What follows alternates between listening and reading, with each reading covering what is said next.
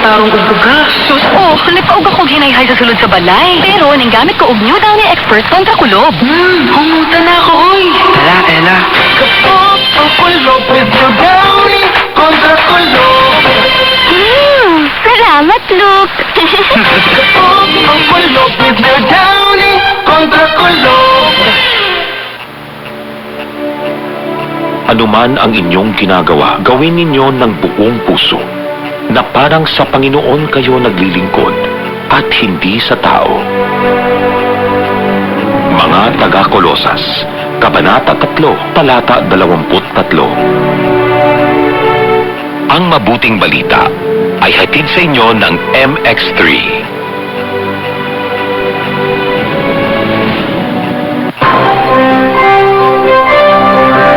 Ang DXDR 981 sa Dipolog numero 1 Tatak RMN.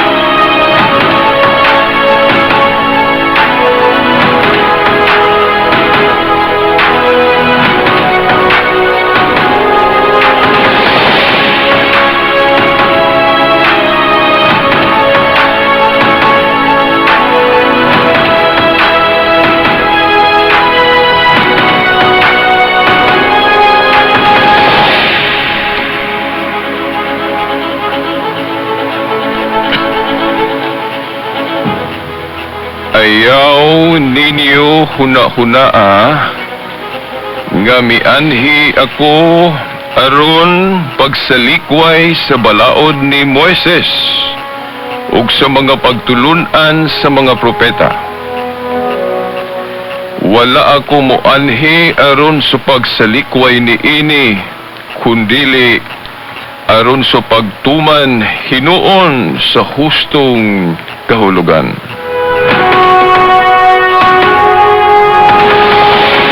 Okay, sige hapon.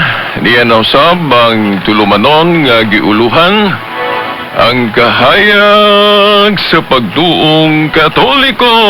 Uban gihapon na ining ubos ninyong sulugon, Silbert Dondoyano Sr. alias Veritas, kauban ng atong mga kaubang amigong mga kasamang radyoman, si kasamang Danny Luod, ug usab si kasamang Tax Ilumba sa gawas, si kasamang radyoman Rinaldo Cuenca, ug usab si Kion Ilumbaring.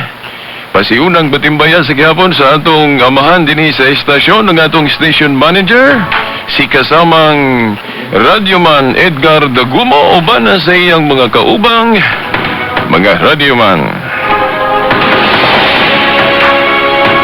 Sa gihapon, kita moingon laing adlaw sa Ginoo, moingon ta maayong adlaw sa Ginoo kay ninyo o kanadong tanan sa gihapon. Ay gatong pizza karon, pizza 15, no? Pizza 15 sa bulan sa Setyembre, tuig 2019 paghihapon ta.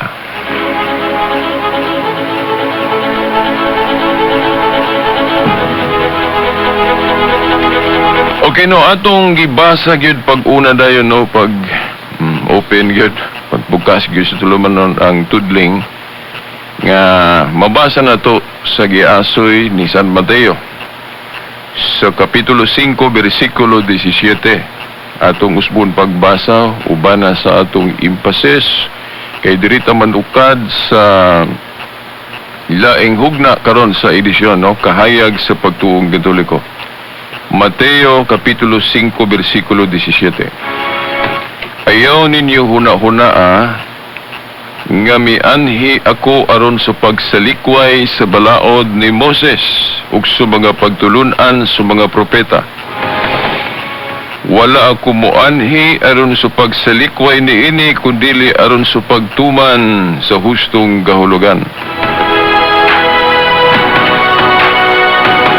Nganong ato ning tukion, tungod kay sa makadaghang higayon kung kita makighinabi o makigdialogo sa atong mga igsuong Seventh-day Adventist, dili gyud nila malimtan nga putloon kung ilang dipinsahan o ilang itudlo nga kanang Jewish Sabbath, gani apil na po itong kusirlo, itong pagdili sa pagkaon sa pipila ka mga kalanon, katong dunay gidili is pagkaon, paboy, isdang wali himbis, apil na ng dugo,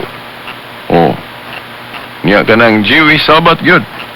Mo ginay bandila sa pagtuong Seventh-day Adventist. Muingon sila nga, kining Mateo 5:17, klaro kayo ni, nga gisupak ni sa baruganan nga Katoliko o sa uban pang mga pundok kuno nga nisunod po sa Katoliko. Niya ng Sunday observance o kanang wala na idili ang pagkaog baboy.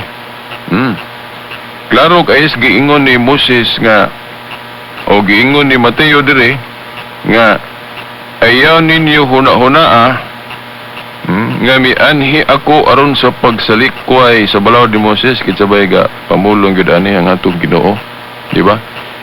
Sumala lang ni sa giasoy ni San Mateo. Giingon diri, ayaw ninyo huna-hunaa nga mianhi ako aron sa pagsalikway sa balaod ni Moses o sa mga pagtulunan sa mga propeta. Wala ako moanhi aron sa pagsalikway ni ini kundili aron sa pagtuman hinuon sa hustong kahulugan. Naon sa batong balaod ni Moses sa ilang panahon, di ba? Ang balaod ni Moses gikumpuni sa, kung atong i-general gyud pag-classify, pag-distinguish, moral law o kanang gitawag natong ceremonial law. Kung moingon galit tag ceremonial law, na apil na diha ato na nang gilangkob ng mga juridical, isa pa, kanang disciplinary o kanang kosher law o mauna, no? Atong gilangkob na diha sa ceremonial law. Mauna katong balaod ni Moses mo to moral, kanang mayong gitag moral kanang napulo ka sugo. Nganang dili ka magbatudog laing Dios, di ka mangawat, di ka magpatay, di ka manapaw, o mauna moral law. Pero dili tanan moral law kay naay ceremonial. Niyamingon sila nga, oy, kanang adlaw igpapahulay Saturday man na, klaro kayo. Muna igpapahulay sa mga Hudiyo, bisan ang Katoliko na ay referensya mo angkon nga ang Sabat, Saturday yun na. Saturday. Diya nga nung giusab man na sa Katoliko. Pinaagi sa iya kunong gahom, yang authority nga gibalhin gikan sa Saturday ngadto sa Sunday. Nga si Kristo wala man mo anhi aron sa pagguba sa balaod ni Moses. Sa pag unsa tong ilang balaod sa una panahon ni Moses, sundon gito ka tanan carbon copy walay mausab. Now, mga igsoon sugdan nato ni og hatag og Catholic version nga explanation, no? Kung kamo ang inyong nahibaw-an ang Seventh-day Adventist version lang. Now, to be fair, no, para makapili mo ba, inyong paminawon pod ang Catholic side. Dayon, timbang-timbangan ninyo og asay logical, og asa gayoy kanang makatarunganon yung tuhuan. Na ako'y gipost diya sa Facebook katong mga quotation, katong WAPS, na ato'y ang katupong kasabihan ni Agustin o katong sa pato dito sa Book of Isaiah pod, kung wa ko malimot 1:18 nga let us reason together. Kung muhatag itag mga pagtulunan, mga rason, dapat together, no? Dili kay usalang. Together. Dayon matod pa ni Agustin pod, ayaw og decide kung dili pa nimo mapaminaw ang both sides. But pasabot, kung one side ra imong napaminaw, ayaw sag decide. Paminawa sa ang pika side. Ayha ka mo judge. Ina naman po ng mga huwis nato sa korte, di ba? Dili maayo nga ang huwis ang iyang paminawon ang usara ka side. Kay na masipyat gyud sa hukom ana. Okay, ug usara ka side may paminawon. So, paminawon gyud sa huwis ang presentasyon sa kanang nag-akusa o paminawon pod ang giakusahan. Both sides din. Mahuman na ang mga katarungan, mga argumento o mga testimonyo sa both sides ay pa muhukom ang huwis. Ingon na pod atong gihangyo ang atong mga igsong Seventh-day Adventist kung ang inyong interpretation mauna, then mo na inyong gituhuan nga mo ginay husto. Now, muhangyo po ko ninyo sa pagpaminaw sa Catholic version. Ang Catholic version niini unsaong pag-interpreting Mateo 5:17 dili ni pagasabton nga wala gay mausab sa dagway sa balaod sa bag-ong kasabutan. O nga naman, kay dili manggod parehas ang application o dili manggod parehaso nato ang paglantaw, pagtanaw sa tanang balaod, dili na parehas. Kay kanang moral law o ceremonial law, dili gina parehaso nato og lantaw. Kay baluman mo ana. Di ba? Gani mo ingon mo nga ang ceremonial law mao nay gitapos ni Kristo sa krus. Ceremonial law gitapos ni Kristo sa krus. So mao na nga dili na ta obligado mga Kristohanon ana. Na malagi gitapos, no? Da sa Colosas 2:14 ngadto sa kinibang 17. Now, ang pag-ingon din hinga wala mo anhi ang atong Ginoo aron sa pagsalikway sa balaod ni Moses ug sa mga pagtulunan sa mga propeta. By the way, no, na ba mawala unya sa akong hunahuna. Parehas gud anang kanang circumcision o lagda man na o balaod man na sa mga Hudiyo niadto nga ang magpasakop sa gingharian kinahanglan i-circumcise o tulion. Di ba? Nya nga naman lagi nga giwala man na diri sa bag-ong tugon, gipulihan man na, gipasabot man na, gipulihan man na bautismo. Sa dihang giilisan na bautismo, gilapas din ang balaod ni Moses. Wala oy. Giilisan ng balaod kay kinahanglang ilisan kay bag-o namang kasabutan pero dili na isipon nga paglapas sa balaod pagtuman hinoon na. Nga naman kay may man atong pagtuo og daang kasabutan lang nga naa may bag-o. Ang daang kasabutan first step pa lang to, gani gitawag og shadow. Ang shadow, ang fulfillment, ang katumanan gyud sa balaod. Kung ayuhon na tugbasan ng Colosas 2:14 hangtod 17, si Kristo ang fulfillment sa balaod. Di ba? Klaro kayo na diha nga pag-ingon ni Pablo nga ayaw na mo og tugot nga hukman pa mo sa inyong kanon. Di ba? Colosas 2:14-17. Ayaw mong tugot hukman pa mo niana.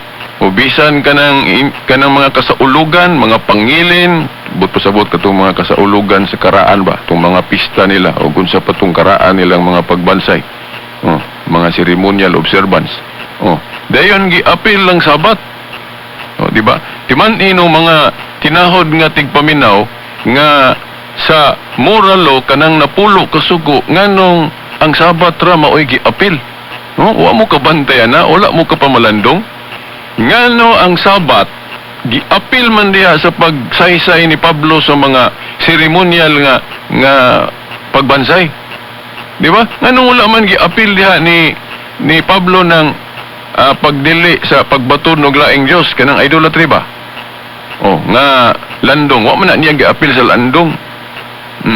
Kanang pangawat o kanang panapaw, ano wala man na giapil ni Pablo diha nga apil na sa mga seremonyalo. Kay dili man yun na apil sa seremonyalo. Oh, mura lo na nga bisag bag-ong tugon na, dili man pud makauna-una ang mga authorities ana sa bag-ong tugon nga usbon. Kay common law man na. Kanang mga para sa mga natural law, common law, moral law. Bisan pag bag-ong tugon na ta nga kinahanglan mag-usab ta og mga practices, dili gyud na usbon gihapon kay common man na balaod.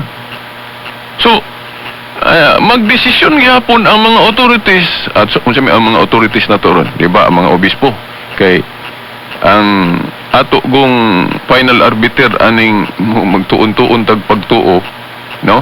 Kung moadto tas Biblia gipasabot nga gipanguluhan ni Pedro og mga apostoles, di ba? Asa man mabasa Mateo 16:19 giingna ni Kristo si Pedro, Pedro, ang imong idili diri syuta, idili na ko sa langit, no? Mateo 16:19. Ang imong itugot. So that prove kung ayohon nato nagsabot sa Catholic version nga pagsabot, that proves nga chief apostle si Pedro kay siya man gi-single out gyud anang gahuma nga gahuma na sa Ginoo kanang pagdili og pagtugot, iyang gi-extend ngadto ni Pedro, di ba? Unya kay naamay kauban si Pedro sa pagmando ubang mga apostoles kay maugtas biya pud siya ra usa. Una gid siya kauban. So murag yung mo parehas jud og kanang grupo sa Supreme Court nato ba nga naay Chief Justice og naay ubang mga justices pod. Ang chief naay usa ka chief, di ba? Oh, so ingon ana ang final arbiter nato sa balaod sa Pilipinas, di ba, Supreme Court, no? Final arbiter. Now ingon ana mo po ng Biblia atong pagtuo, kung ato yung sabton ang Biblia ang final arbiter sa atong pagtuo nga Kristyanismo, gipanguluhan gyapon nag chief apostle nga mao si Peter ang gitugyanan si Yahweh. Then ang uban mao na to ubang mga apostol, no? Giklaro man po na ni Kristo nga naagi kauban si Pedro anang pagmando kanang pagdili og pagtugot nga nasa kauban ba nasa Mateo 18:18, no? Katong niingon siya nga present na gyud o ang uban giapil na gyud ni Kristo sa pag-ingon ba nga ang inyong idili diri syuta, idili na ko sa langit, ang inyong itugot na kanus ama na magamit na sa grupo sa mga apostoles nga kanang hinugpong nila nga magdili sila og magtugot. Council plus atong Council of Jerusalem, o di ba? So gani di man mosupak ang mga Adventista na nga tuhuan tong Council of Jerusalem. Pero ang ato lang question sa Seventh-day Adventist, nganong ang Council of Jerusalem ra may ilang tuhuan? Kana ra ba ay council sa iglesia? Nag-ingon ba ang Ginoo nga ang konsilyo kana rang Council of Jerusalem? Nga ang authority sa mga apostoles mapasa man na sa mga successor kay kanang katungdanan gud mapanunod ba na? Mapasa man na buhat 1:20. O di ba? Ang katungdanan kung mabakante dunay mupuli. Sampol ana katong kang Judas na bakante gipulihan, nag-eleksyon to. Ripa ang style sa eleksyon, dili to black voting. Ripa.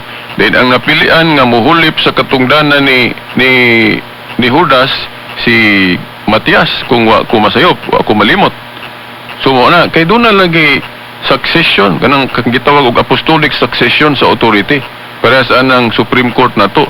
Kung mga wala na ng mga justices diha, doon na yung mga successor mupuli. O kung mabakante ng posisyon sa Chief Justice, doon na yun ay musunod. Ingon na. Oh, so unya kay si Pedro man yung unang gipili ni Kristo gitugyanan sa keys of the kingdom. Oh, dayon ang ubang mga apostoles mao to kauban niya mo na gitawag na tug magisterium. Mo na final arbiter na to sa atong pagtuong Kristiyano. Ginamit ning Biblia. So mao na nga kung magbasa-basa tag Biblia dili gyud ta ma-private interpretation man gud kung dili ta mo sangguni, no? Sa kuan sa kanang gitawag og magisterium. Wala na sa Biblia ng pulong magisterium pero ang gipasabot na parehas na sa Trinity ha. Ang Trinity nga pulong dili mabasa sa Biblia pero ang gipasabot na sa Biblia kanang usa ka Dios pero gipasabot tulo ang persona. Di ba? Oh, kanang magisterium po dili lagi na mabasa sa Biblia, pero mao na Supreme Court na to sa atong pagtuong Kristiyano. Ngano man? Na sa Lucas 10:16 giingnan ni Kristo ng magisterium. By the way, ako sang i-explain ng magisterium ha. Ang magisterium but pasabot ana hugpong sa mga magtutudlo. O organisasyon o grupo sa mga magtutudlo. O kay kanang pulong magisterium gud gikan sa pulong Latin nga magister. Magister. O teacher. O magtutudlo mo na ibot pasabot anang magister. O dayon kung ipasabot more than one nga teacher, grupo na o family of teachers, grupo na sa mga magtutudlo mo na siya ang terminong gigamit dayon sa Latin, magisterium. Mo ba na Latin ba na o in English ra po na nato gamit? Magisterium. Mao na nga ang but pasabot anang magisterium hugpong o organisasyon sa mga magtutudlo. Kinsa man ang gitumbok ana, si Pedro ug mga apostol. Sila ang unang magisterium. Sila may final arbiter. Ug mao na ang gipasabot diya sa Lucas 10:16, ang naminaw ninyo, naminaw nako. Ang wala maminaw ninyo, wala sab minaw nako. So, makaingon galita nga ang tingog day anang magisterium, murag tingog pud ni Kristo. Di ba? Kay ingon si Kristo, ang naminaw ninyo, naminaw pud nako. Ang wala maminaw ninyo, wala sab minaw nako. So mao na nga og mag-council, mag-canonize o magdeklara kini nga council mutuo kita. Unya kay ang Seventh-day Adventist murag ang ilang tuhuan katuramang Council of Jerusalem. Ya. Unsaon man pag-reconcile nga ang authority nila mapasa man na sa mga successor. Parehas anang authority sa Chief Justice mapasa man na sa musunod nga mga leader. Di ba? Oh. So inigpasa ana sa musunod nga mga leader. So mag-expect gitag na ang mga changes ana, di ba? Parehas gud anang dugo. Oh. Jewish custom na, Jewish man nga baruganan nga dili ipakaon. Nagi-appeal nila sa Council of Jerusalem. Nga gidid-an gihapon sa pagkaog dugo. Oh, pero dili na teaching ni Kristo sa New Covenant. Oh, ila lang gihapon nang gi-appeal pero Jewish teaching na. Oh. Oh, so ang mga obispo ana, pwede mo ingon nga oy kini Jewish kuan man ni baruganan dili man ni teaching ni Jesus Christ sa New Covenant. So pwede na to ning i-abrogate. Pwede na ito ning i-defer or i-abolish. Nga naman, kay Jewish kuan man practice. Dili man tudlo ni Kristo sa bagong tugon. Ang rason ato sa exegesis nga wala igulpi sa mga apostoles ug wala tanan to mga Jewish practice. Napa sila giapil kanang dili pagkaog dugo. Pero naanay gipang usab ang uban katong pwede na masakop sa gingharian ng hintil. Di ba? Dili na ipihig ang mga hintil. Dayon ang circumcision gipasabot po dito nga dili na requirement sa Christianity. So naanay changes. Pero wala mausob tanan kay kanang dili pagkaog dugo gipadayon pa man gihapon. Di ba? Oh. Pero mao lagi pag-abot sa panahon konsilyo sa Florence na limot ko sa exact tuig. Mao na ang pag-abrogate. Niya mao lagi nganong motuo ta sa Council of Florence kay na may authority ang mga magisterium. Ang inyong idili sa langit, ang inyong itugot. Kini ganing Biblia o. Ganin ituo man pud ang mga dili Katoliko. Kining New Testament lang. Oh, kining atong libro sa New Testament nga 27 books. Resulta man deklarasyon man sa mga obispo. Niya tong konsilyo sa Hippo 393 AD o konsilyo sa Cartago. Oh. Wala man magdeklara ang mga apostoles sa unang konsilyo nga niingon sila nga 27 ra ka libro ang New Testament ha. Wala sila mag-ingon na oy. Oh, wala pa magdeklara ang unang magisterium sa pag-decide sa official list sa New Testament. Dili sa ta maghisgot og old kay medyo kontrobersyal ang Old Testament. Dili man ta parehas og ihap. Oh. Katoliko o Protestante. Sa New Testament parehas man ta. Unya kinsa may nagdeklaraan ng 27 books sa New Testament, mga konsilyo man Katoliko, nya nganong nituo man lagi mo. Di ba? Ituo mo. Kanang inyong mga Biblia ron 27 books ra na. Di ba? Wa naman ko'y panahon. So murag wa pa gyud nako matibawas so habadayon mo. No, nahanging, no? Ako lang ipasiunang daan ninyo ato ning tiwason sunod Domingo nga ang mga changes pagtuman na sa balao, dili na sabton nga paglapas. Kay doon naman gid changes sa New Testament. Plus ba katong gibuhat ni Kristo nga doon na siya mga changes sa pagbansay, dili man to sabton paglapas, pagtuman man to, kailangan gid changes may tabo. Nawanom ko igong panahon. By the way, no, atangin niyo karong alauna kay mo atubang tag friendly discussion o friendly debate uban sa atong higalang Adventist, no? Gilado na siya kay napod siya programa diri sa istasyon. Alauna among topic idolatry. So mao na launa. Diyon alas 8 sa gabi ay pagkalimot programa sa Catholic Faith Defenders diin mo apil puta.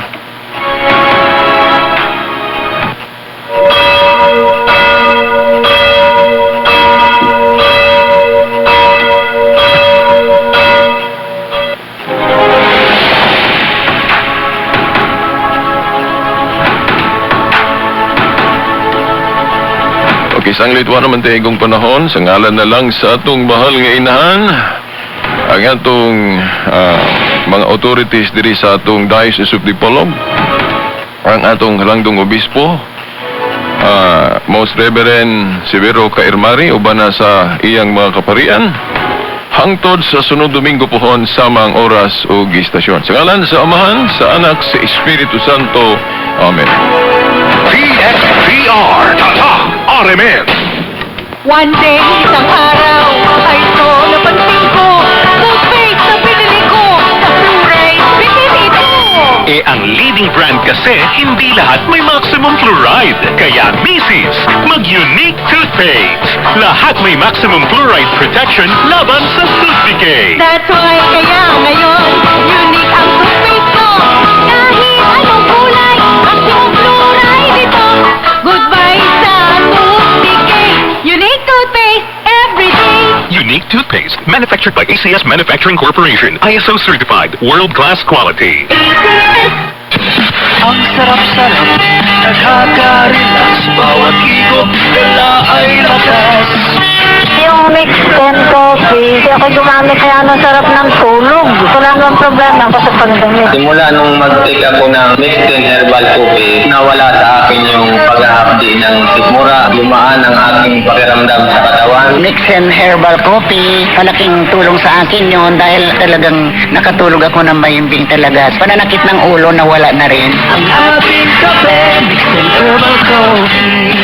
Ang Doc F Mixed and Herbal Coffee, Doc F Health Aromatic Plus, at Doc F Malunggay Capsule ay mabibili